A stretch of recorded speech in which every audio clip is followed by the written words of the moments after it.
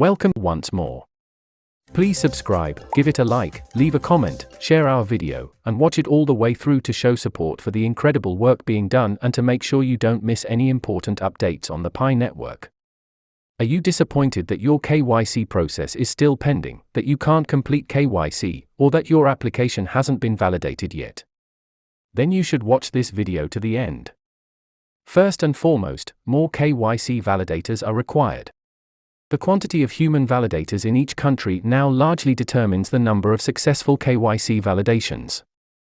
Therefore, if you have previously had your KYC verified on the Pi network, kindly submit an application to be a validator.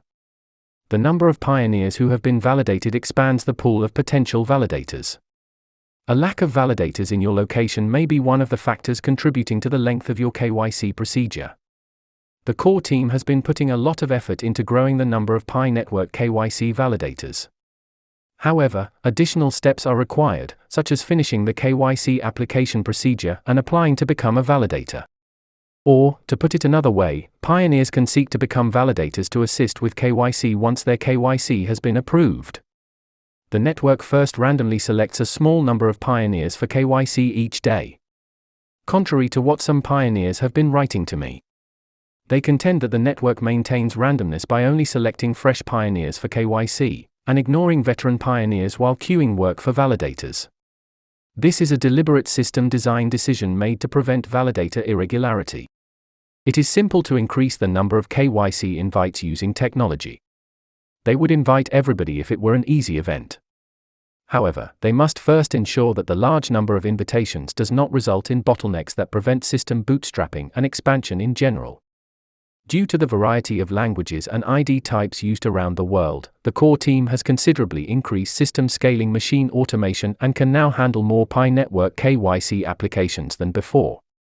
Pi network KYC validation is a regional process that depends on the knowledge and experience of regional Pi network KYC validators.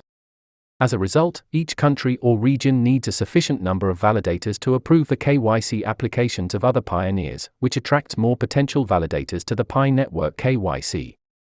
Your KYC application can be delayed as a result of the lack of validators in your area.